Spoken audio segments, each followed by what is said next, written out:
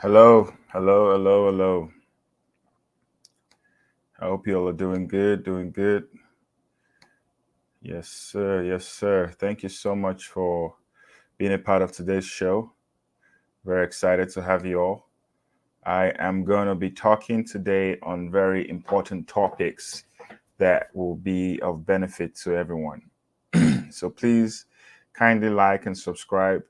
Again, my name is Bucci Law. I am the CEO of the Leadership Standard, as well as a lawyer, an attorney here in the United States. And I'm going to be talking about very important subjects, most of which is relates to the happenings going on in Nigeria and in Africa. So please kindly join me. All right, and let your friends know. Share this broadcast. Have your friends join, and let us have fun. All right. In the meantime, sit back and enjoy. I'll be back shortly.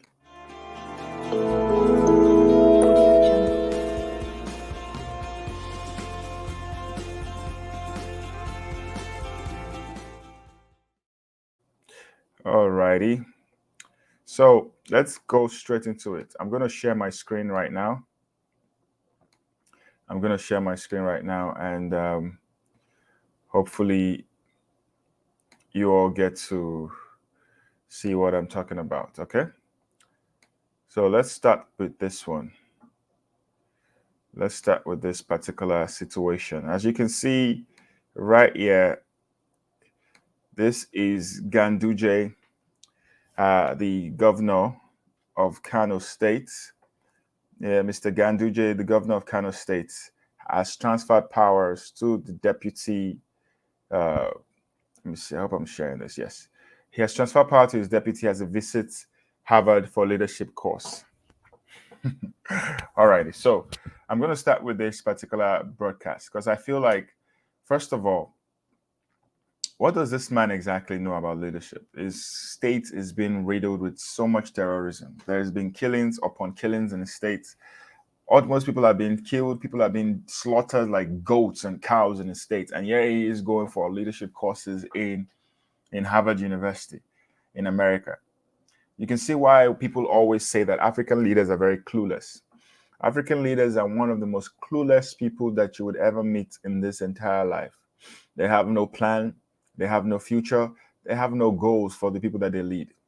How in the world is a man who is expected to lead his people in areas of justice and equity, traveling and leaving his people to go take? Now, I don't have a problem with him studying leadership course in Harvard, but listen, to be very fair, how is this course going to help the situation on ground?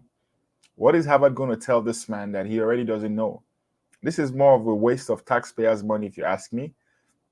This is more of a waste of taxpayers' money because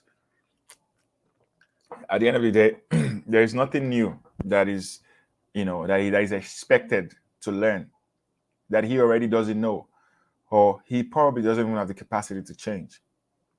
That's why I totally believe that the fact that this man is spending taxpayers' money going to Harvard University to go learn leadership course, what exactly would they teach him? Would they teach him how to fight insecurity in Nigeria? Would they teach him how to fight insecurity in his state? Would they teach him how to provide better security services, or would they provide him those security services? Doesn't he know what to do, how to fight for the people that he's leading or he's expected to lead? This is a clownish situation. This is a joke. This is more of a waste of money than anything else. And if anyone is not saying this already as it is, then you have a problem.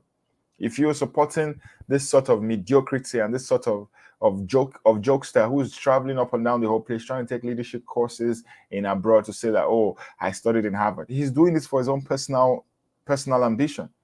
This doesn't have anything to do with the people that he's leading. And that's the problem with African leaders. You see, African leaders have this perception where they always want to act like they know what they are doing, but they have no entire clue of what they're doing. You best believe that. How does a man leave his own state that is being run over by Boko Haram, by terrorists, by all types of people, and he's traveling to go to United States to go take leadership course? What sort of stupid leadership course is that? This leadership course that he's taking, how is that going to benefit the people that he's leading? That is why I say that there is something in the psychology of African leaders, especially Nigerian leaders, that has let them fail, consistently fail. Like they have no other option but to consistently fail the people. And whenever they are failing, they run around to the US, to the UK, and to all these Western countries to act like they know what they're doing. What exactly is this leadership course? How is this leadership course going to help the people of Kano State? How is this going to help the state to grow its economy? It's just wasting money and there is no benefit to the people. And that's the reason why this is a laughable thing. Mr. Ganduje, whatever, Governor Ganduje should know better that the only way to solve the leadership crisis in Kano State, first of all, is to be hands on ground, to be on ground to see how he can develop the city. How can he play a role that is going to help benefit the people? What exactly is this leadership course going to benefit the people? How is this going to benefit the people? If not just waste of money and waste of time. That is my opinion. Let me know what you think in the comment section below. All right. So having said that, we're going to go to the next thing that we're going to talk about. And this is more of a personal matter, but I'm going to actually move on to this other one that we have here. Now, this one is the one of the Biafran agitation and as well as other agitations. And the Minister of Labor and Employment, Chris Ngige, has said that all the agitations for Biafra and the wounds of civil war will be permanently buried if an able person emerges as a president in 2023. That's his opinion. He's entitled to his opinion. But again, let's be very factual. This struggle for Biafra, the agitation for Biafra has been going on for so long. You know, it's been past over 50 years. People have been agitating for Biafra, and a lot of people have been killed. And a lot of people have lost lives for this cause. So the question is, why does this man think that a presidency is enough to silence or to quell down the agitations? I don't think so. I think the only way to quell down these agitations, just the same way the elections will be done democratically, that is exactly the same way they need to organize a referendum for the Biafran people, as well as for every other person who is seeking self-determination in Nigeria. This is what I believe needs to be done.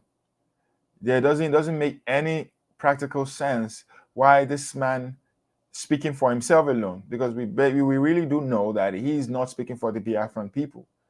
The Biafran people are being led by Mazi Nnamdi Kanu, who is currently held up in the DSS dungeon and is being denied his basic human rights.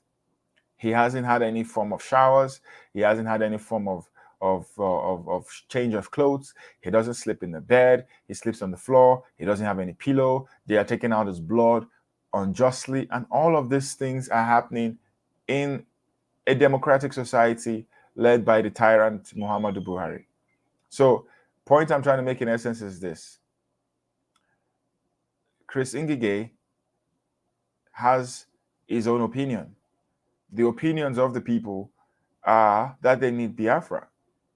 Therefore, it behoves on the Nigerian government to be fair and equitable, as well as just, and provide this referendum that is going to encompass the people who are suffering.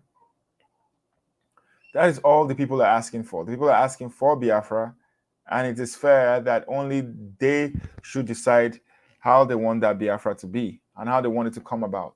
And if they say they want Biafra through a referendum, then please, the Nigerian government should stop beating around the bush. A lot of people are dying in the southeast. A lot of people are dying in the north. Why then are they trying to bury this issue of Biafra down, thinking that the presidency is just going to be enough to solve the problem? The presidency will not be enough to solve the problem.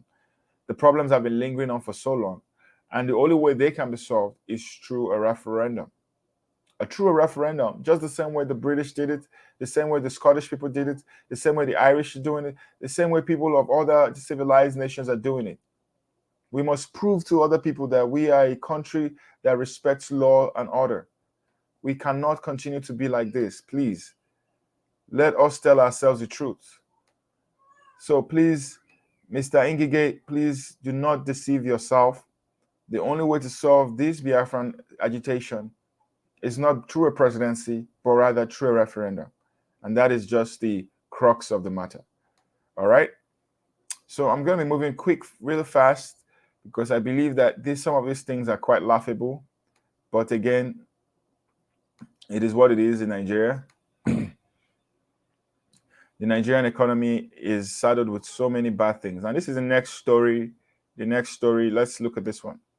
It says that this is actually by a senator as well in Nigeria, Senator Shehu Sani, where he says that nowhere in the world are human lives so cheap, dispensable, and disposable.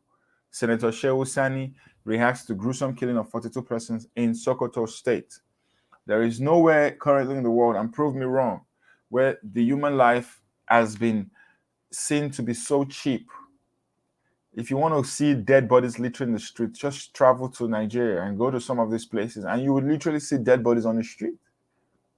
And not just dead bodies of older people, but dead bodies of young kids as well. Children, lives being killed and tamed and thrown out into the streets for no just cause.